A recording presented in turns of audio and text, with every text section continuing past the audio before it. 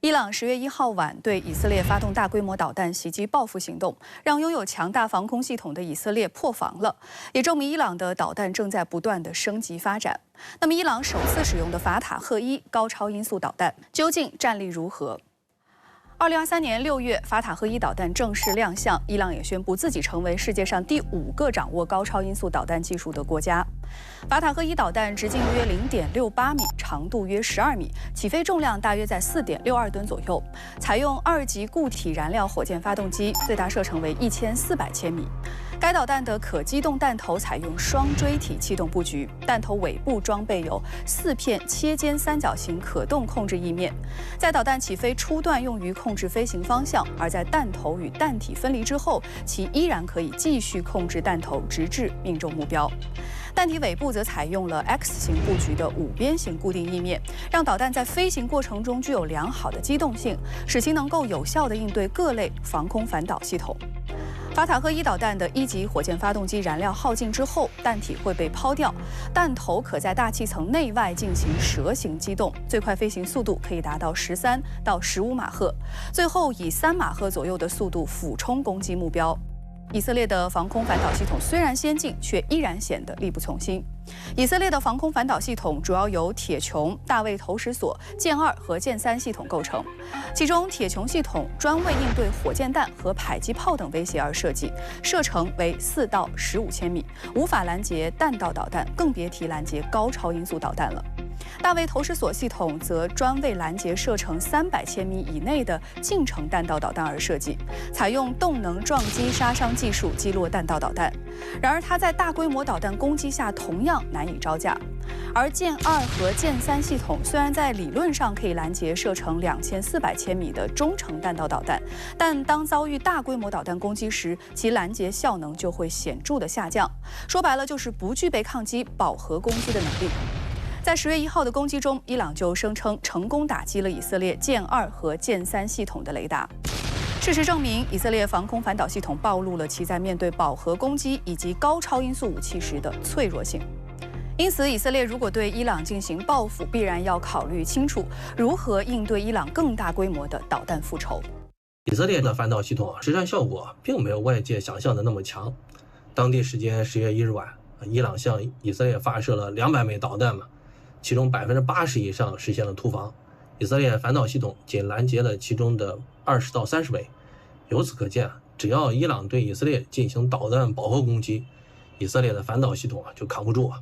以防长加兰特称，对伊朗的报复将以致命、精准、令人惊讶的方式进行。那杜先生，您研判以色列将会如何展开报复行动呢？所谓的致命呢，无非是2个层次。第一呢是军事上致命，无非是对军方领导人进行定点清除，对重要军事设施进行高强度打击，像空军基地，包括其他综合性的保障设施，甚至是对伊朗弹道导弹基地进行各种打击行动。第二，经济致命。如果对石油设施，包括伊朗的经济命脉目标进行高强度的攻击，伊朗的经济势必陷入倒退状态。精准呢是指使用美国提供的各种武器装备，像之前大量使用的联合直接攻击弹药、巡航导弹，对目标进行高效攻击。通过打击行动，力求让伊朗的防御能力，包括打击能力陷入瘫痪状态。那么出其不意呢，好理解，首先有可能是时间点上出其不意，这个时机一定是伊朗意料不到的时间点。第二呢是打击目标出人意料，如果袭击传统的军事目标、能源目标，有可能是打击这种习惯方式；但是如果打击像网络目标，包括指挥信息目标，也能够形成一定的威慑能力。还有呢就是打击方式的出人意料，如果不是采取导弹攻击作为先导，而是以网络攻击，包括电磁攻击作为核心，这样就能够实现网络攻击与导弹攻击相组合的一种新方式。伊朗高官日前放话，任何主动开放领空协助以色列的国家，都将面临伊朗前所未有的报复。伊朗革命卫队储备的4000多枚导弹已经全部打开发射制导待命。那曹先生对此怎么看呢？就伊朗现在储备的这个弹药或者相关的武器装备来看，数量上，它是确实有这样的导弹数量。如果他真把这些导弹就是他说的几千枚都打到以色列这个领土上或者要击中的目标上，那对以色列可以说是灭顶之灾呀。但是呢，这些导弹你并不是都能够发射到以色列的这个目标上，或者打到以色列的这个领土以内的，因为大部分可能是被拦截，所以你的这些导弹有没有很强的突防性，有没有很强的精准性？这个是未来就是双方博弈的一个要点。还一个呢，就是这么多的数量，即使让以色列来进行拦截，它也很困难。就目前而言，伊朗呢是在警告以色列不要对伊朗的这种民用目标、核设施或者是这个高层的这些领导人进行这个报复，或者是进行这样的军事行动。那么这个伊朗呢，它的这个反报复或者它的军事行动是可以克制的，不然的话，那它确实有相应的能力对以色列构成更严重的或者是这种更精准、更狠的打击。近日，伊朗声称首次用法塔赫1高超音速导弹击中了以色列境内的预定目标，引发关注。那杜先生，伊朗的这个声明有着怎样的潜台词呢？法塔赫1超高声速导弹，外界认为不是超高声速导弹，这是一枚具有特殊能力的弹道导弹。一般中程以上的弹道导弹在落地时一般都会超过10马赫，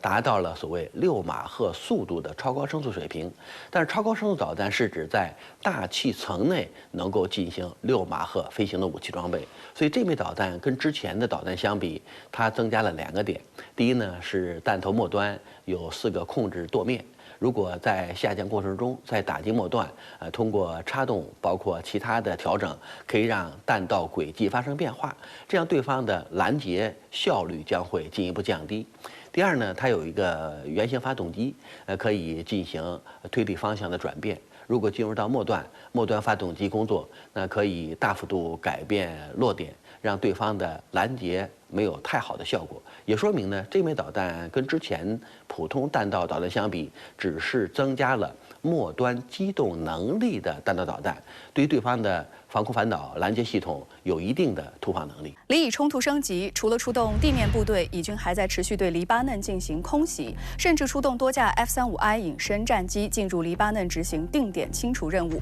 那么，缺乏防空力量的真主党武装能如何应对呢？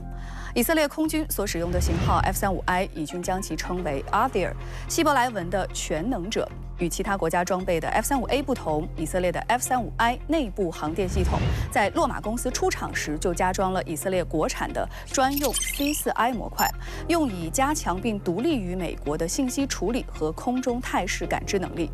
该系统可以让 F-35I 与以色列空军其他战机在空中联网，将探测数据共享，确定优先级目标，并且发动攻击。此外 ，F-35I 还加装了由以色列埃尔比特系统公司开发的艾利斯拉电子战系统，可以对地面防空雷达进行干扰，提升生存能力。F-35I 的武器及作战支援系统也经修改，能够使用以色列自制的各式武器，比如说破冰者空地导弹。该导弹的最大射程达300千米，具备防区外打击能力，可以携带重达250千克的钻地爆破或杀伤弹头。不仅能够完成自动目标捕获和自动目标识别，而且能够在复杂电磁环境中隐蔽穿越各种地形，准确地识别目标后，精确命中，摧毁目标。不过 F-35I 也并非没有弱点，最明显的就是腿短，不进行空中加油的情况下，作战半径只有1200千米。为了扩大 F-35I 的作战半径，以色列正计划不惜破坏隐身性，为其加挂外油箱。此外，再先进的战机也需要在地面机场进行维护以及加油、挂弹等勤务保障。这时候，以色列的军用机场又暴露出战略纵深不足的弱点。10月1号，伊朗对以色列发动了代号“真实承诺2”的大规模报复性导弹袭击。虽然以色列宣称拦截了大部分导弹，但是高分辨率的卫星图像显示，在以色列南部内瓦提姆基地至少有2个停放 F-35I 的机库被直接命中，受损严重。有分析指出，西方情报部门曾披露，早在2016年，黎巴嫩真主党的导弹与火箭弹就已经增加到约15万枚。如果真主党用来大规模攻击以色列的军用机场，对以色列空军而言，无疑是较大的威胁。因此，黎巴嫩真主党虽然难以击落以色列的战机，但是其导弹和火箭弹还是能够打得到 F-35I 的窝。毕竟，以色列南北全长不足500千米。以色列方面在通过类似的空袭也好，包括我们说像装甲的这种攻击也好，达到他的目标的同时，自身也要承受伤亡。而且我们说，既然是仇恨，他很多时候会用一种突破我们说正常战争底线的方式去这个进行报复。那么最后我们讲中东现在大家看的就是类似于一个螺旋下降的过程，一个不断的报复跟反报复的过程。在黎巴嫩南部的战斗中，以色列派出了第98、36和91三个常备师，以及第146预备师，总共集结超过1.5万名士兵。杜先生，您认为真主党能否依靠其复杂而庞大的地道网络进行有效的抵抗呢？尽管黎巴嫩南部地区已经出现了以军4个师的番号，但目前呢只有1.5万人，和06年的2.8万人和1982年的10万人相比，还有一定差距。如果在漫长的临时边界线对30公里纵深内的真主党目标进行各种打击行动，目前看呢进展非常迟缓。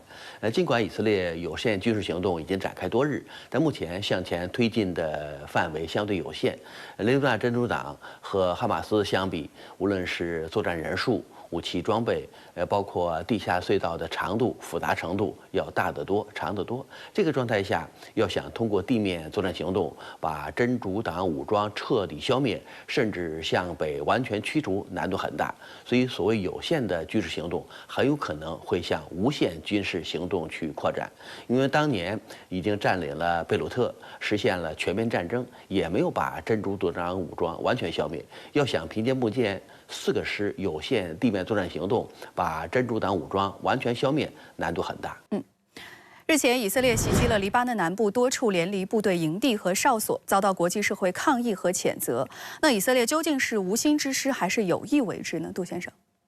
以色列声称是目标识别错误，甚至是地图使用错误。但目前看呢，由于高精尖武器装备，包括信息设施的大量使用，要想区别和确定联合国维和部队的位置，包括行动，应该没有太高难度。所以所谓的误击误射，大概目前只是一种说法而已。但最终的状态要进行最后确定。以色列之所以对维和部队发起打击行动，甚至造成所谓的带引号的误击误射，两个原因。第一呢是怕联合国部队看到，如果在黎巴嫩南部进行无差别的作战行动，引发人道主义灾难，会被国际社会关注到。如果像加沙地带那样无差别的使用重型武器装备进行攻击，造成人道主义灾难，势必引发国际社会谴责。第二呢是怕联合国部队阻挡，由于维和部队在黎南部地区占据的都是重要公路，都是重要交通要道，目标是防止真主党武装、黎巴嫩政府军和以色列之间的冲突，目标呢是建立隔离带。如果按照以色列的作战方式，是沿通道进攻。如果联合国维和部队在黎南部地区把重要的交通要道全部扼守，这样对于以军的推进也会产生一定影响。所以这次带引号的误击误射到底是何原因，我们还要观察。当地时间10月12号，美国和以色列官员表示，以色列针对伊朗的报复行动，任何时候都有可能发生。此前，以色列右翼人士叫嚣应该把目标对准伊朗的核设施，而美国官员称，打击范围已经缩小至伊朗的军事和能源基础设施。目前，伊朗和整个中东地区都处于高度戒备状态，准备迎接以色列的袭击。那么，一旦以军来袭，伊朗导弹部队或如何实施反制？美国又在以色列报复计划中扮演怎样的角色？10月13号，美国国防部称，美国将向以色列提供一套萨德反导系统，并派遣相关美军人员，以帮助以方提高防空能力。声明表示，在伊朗于4月13号和10月1号2次对以色列发动导弹袭击的背景下，萨德反导系统将帮助以方增强防空能力。对此，伊朗外长阿拉格齐通过社交媒体发文警告称，美国正向以色列运送数量空前的武器，现在还向以色列派遣士兵操作美制导弹系统，这也将美军自身的生命安全置于危险之中。阿拉格齐还指出，伊朗与美国的间接对话因当前地区形势而暂停。分析指出，美国此举是对以色列的再次力挺，无疑会让以色列在报复伊朗问题上更加有恃无恐。以色列防长加兰特9号在视察以色列国防军9900情报部队时表示，以色列对伊朗的报复将是致命、精准、出人意料。וישלם מחיר, התקיפה שלנו תהיה קטלנית, מדויקת, ובעיקר מפתיעה. הם לא יבינו מה קרה ואיך קרה. 有分析指，以色列最可能采取的报复措施是打击伊朗的军事和能源基础设施，尤其是那些生产弹道导弹的军工厂，以及破坏伊朗防空系统，摧毁其弹道导弹发射装置。伊朗最关键的目标无疑是核设施和能源设施。但是打击伊朗核设施存在巨大的风险，这可能是以色列想打却又迟迟没有下定决心的主要原因。而如果不打伊朗的核设施，那就是对伊朗的能源设施进行大规模空袭了。据了解，如果以色列对伊朗展开报复行动，9900部队将发挥重要作用。该部队成立于1948年，被形容为以色列国防军的千里眼，主要运用卫星、飞机与无人机等高科技手段，搜集高分辨率的影像情报。以色列的9900部队主要负责收集视觉情报，从而向以色列政府、军方的决策者、前线部队提供准确的敌方兵力和武器部署情况、地理坐标，并就如何进行有效攻击提出建议，让以军作战变得更加致命、高效和迅速。对于以色列的威胁，伊朗外长阿拉格齐接连访问黎巴嫩、叙利亚和沙特阿拉伯，并与埃及外长阿卜杜勒阿提通电话，寻求地区国家支持。阿拉格齐13号在社交平台表示：“我要明确说的是，我们在捍卫本国人民和利益方面没有红线。”他还指出，伊朗已经准备好应对一切可能发生的状况。伊朗武装力量已经完全做好准备，标定好了所有必要的打击目标。